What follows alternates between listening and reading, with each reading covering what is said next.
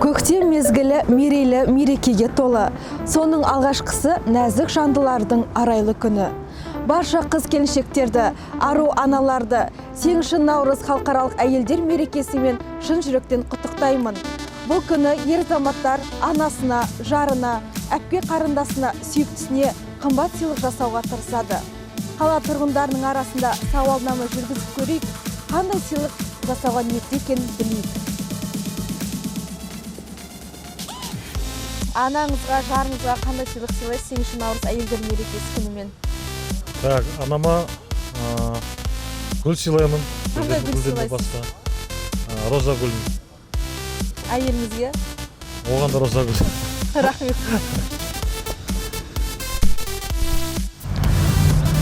Жарыма сюрприз жасаймын. Гүл, әрдайым гүл берем. Гүлге қоса бір сюрприз қылам ғой. Рахмет. Қандай сыйлық сыйлайсыз Сегізінші наурызға? Сегізінші наурызға Құда қаласа сол күндерге жеткізсе енді ең жақсы қазір енді гүл есептеледі ғой. Бір букет гүл береміз, Құда қаласа сол. Рахмет. Өздеріңіз көргенде сұрағымызға жауап берген жандардың басым көпшілігі гүл сыйлағанды қалайды екен. Сондықтан мереке құрметіне орай гүлді кәсіп еткен кәсіпкерімізге арнамақпыз.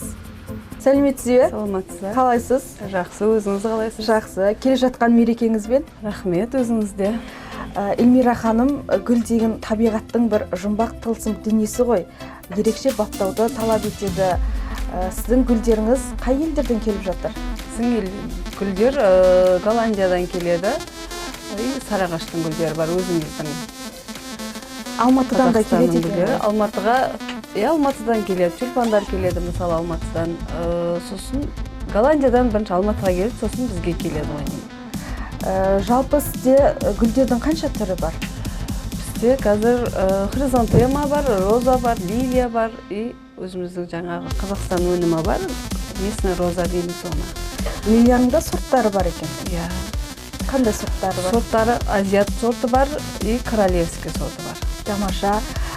Голландиялық гүлдер мен сарыағаштық гүлдердің қандай айырмашылықтары бар екен? Айырмашылығы оның енді светінде болады. Голландияның гүлдері көбінесе цветной болып келеді, әртүрлі светте болады олар. Сосын светі ашықтау болады.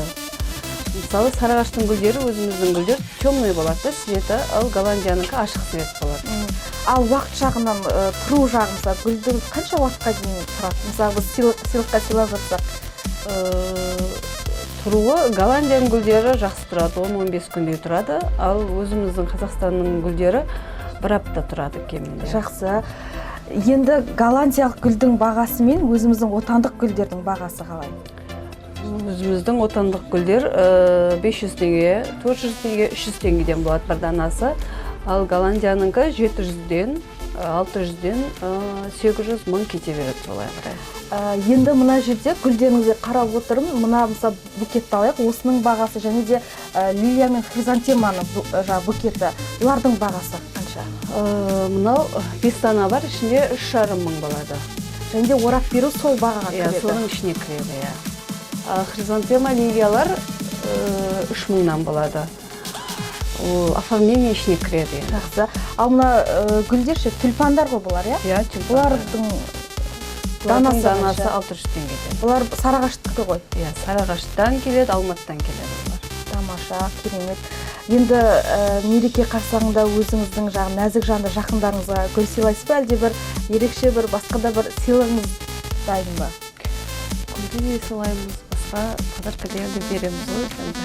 Өзің гүл сатқаннан кейін оны құр гүлді беріп қойғанда болмайды да, жанына енді сыйлық қосып береміз. Енді бұл істе сіздің тәжірибеңіз мол ғой, көбіне қандай гүлге сұраныс ие? Гүлге сұраныс розаға көп. Розаға, иә? Әсіресе ғашықтар алатын шығар? Ғашықтар алады, жастар. Туған күн, кездесу соларға алады. Менің білуімше, ақ гүл достықтың белгісі, қызыл гүл жағында махаббаттың белгісі дейді. Тағы түстеріне қарай, мысалға, мынау розамыздың түсі мүлде басқаша, қызылға да келмейді. Бұл гүл қандай белгіні береді екен? Енді бұлардың сыйластық деп беруге болады. Көбінесе қызыл роза өтеді ғой. махаббат белгісі, жастар көп алатын гүл сол. Ал үлкен кісілерге, мысалы аналарымызға, әжелерімізге, мұғалімдерімізге қандай гүлді ұсынар едіңіз? Ақрозаны ұсынар.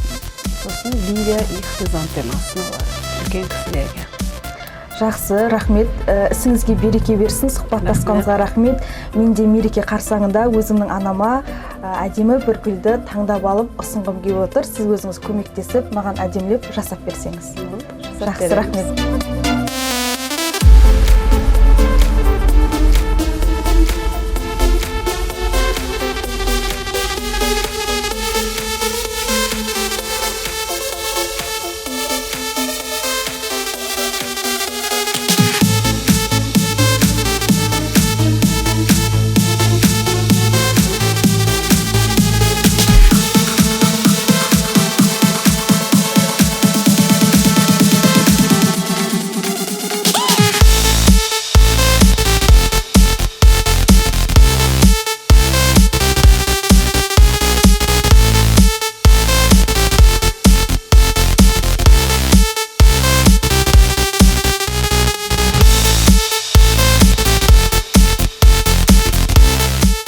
Сізде жақыныңызға сыйлық сыйлап көңілін көтеруді ұмытпаңыз.